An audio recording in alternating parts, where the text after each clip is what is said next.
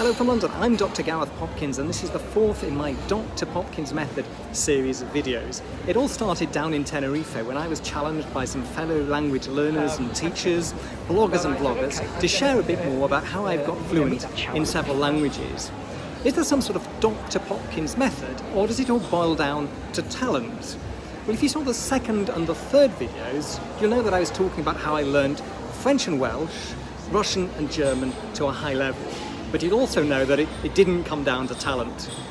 In this video I want to look much more at my own personal strengths and weaknesses and how they have helped me and sometimes hindered me on the road to fluency.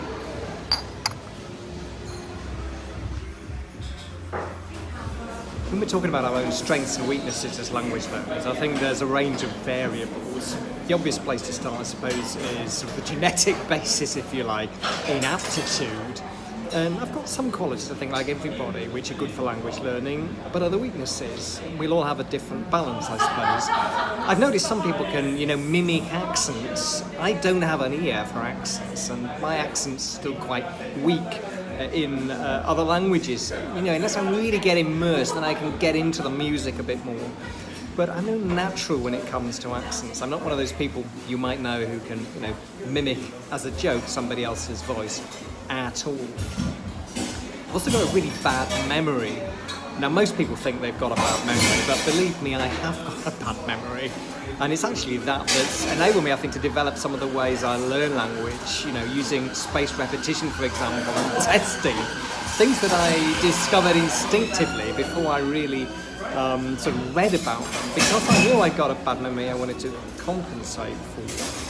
Another thing I don't seem to be able to do is spell very well. In English even, I still can struggle with that. I tend to know when I'm wrong, but I'm not always sure if I'm right.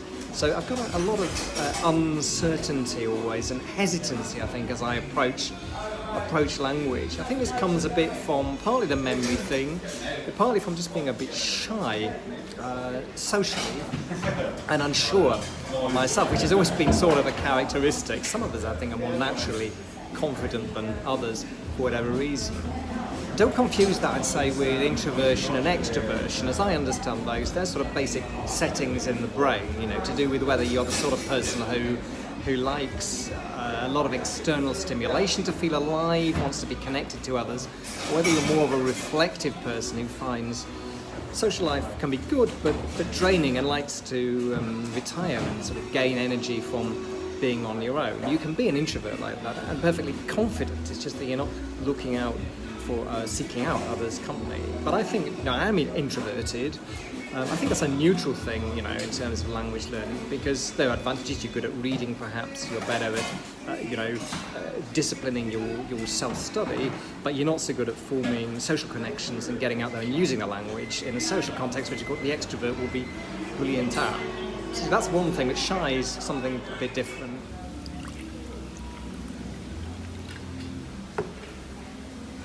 What I am good at, though, I think, is being quite dogged. I've got quite a high boredom threshold, which comes with introversion, I think. So I do tend to try and stick to things. I tend to be a completer.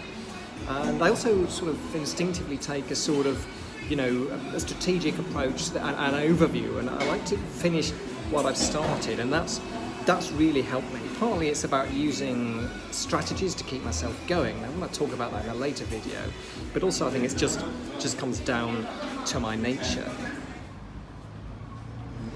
So moving from natural ability to, circumstances, how has my history helped or hindered me there? Well, my childhood didn't particularly help, in the sense I didn't grow up bilingual or in a multilingual community or environment. So languages were very much for me something abstract. Growing up in Yorkshire in a small town, it was really a very monolingual and monocultural place. So I don't have the advantage of already knowing or already having known what it felt like to be fluent in two languages growing up. And that doesn't matter. As adults, we can do just as well as children. I think we can compensate for some of the advantages that they have. Particularly, they've got tons of time, and particularly with sound and pronunciation, they have a natural advantage, I think, but we do as adults too. Where I was lucky was that my interest developed and I started learning when I was still a student, and therefore I had a lot of time that I was in practice with learning, and that I think really is great because now I have a whole background of many decades really of experience that I can draw on. Even today. So, time has been on my side in that sense. Of course, starting though as a student, I didn't have a lot of money, so I had time, but I didn't have money. But I was still able to make choices in terms of what I was studying, where I was going to study it, how I used the time that I had and the funds that I had to make sure that my language aims were built into my lifestyle, if you like. And that's something, looking back, that I'm very glad I did. I think we can all make choices. Obviously, the older you get, usually you will have more responsibilities, perhaps. There's less freedom, but there's still some wriggle room and some decisions and choices that we can all make, I think. I had the opportunity, because I was a student and I'd chosen to go into foreign history, to go and live abroad.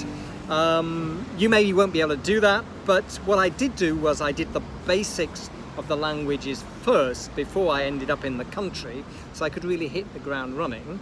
And you could do that and then go on holiday to a country, of course. And another thing, I noticed when I went to Russia that I met people who had never had the opportunity to travel, who had become fluent in English, and that really told me that you don't actually have to go to a foreign country to, it's not enough of it in and of itself, as it were, to get you fluent. So can be a huge advantage, but just look at the number of expats you come across living in places like Spain, who have never, picked up the language. It's not enough in and of itself, and it's not an essential precondition either. So I did have that with my early language learning, less so now though with, say, I'm learning Portuguese or Basque at this stage. Another thing you can control to quite an extent, I think, and one of the things I think I've got right over the years has been mindset. I think I understood from the start really that learning a new language was a big task. I felt a bit overwhelmed actually with the first language, French, but I understood that I had to get up and running as quickly as possible, really hit the core of the language, the structures and the vocabulary, and do the work necessary and get the practice in to become a going concern in the language. I also knew I was going to make a lot of mistakes and it was going to be a rough road. I think in some ways being quite unsure of yourself can actually help, because I expect things to go wrong. I expect to make an idiot of myself, and that almost helps because you have to do that really to get better. I always say to colleagues, in the law firm, that an expert is somebody who's made all the mistakes in the book. Language learning is a different thing, but that holds to an extent too. I think there's nothing like making mistakes to help us remember things, and I think somehow I've made my peace with that over the years and just got on with it for the long term. So those are some of my strengths and weaknesses as a language learner. There are some aspects of aptitude that we just can't change, of course, but what we can all do is play to our strengths. And certainly as regards to life circumstances, there are often choices, I think, that I've managed to make that have helped me to continue in my language learning. Working on mindset too has really helped me, expecting it to be difficult, maintaining perseverance. One of the things, of course, that's kept me going has been the excitement and the pleasure of getting fluent. And in the next video, I want to look at the sources of that excitement. So we're going to talk about motivation. See you next time.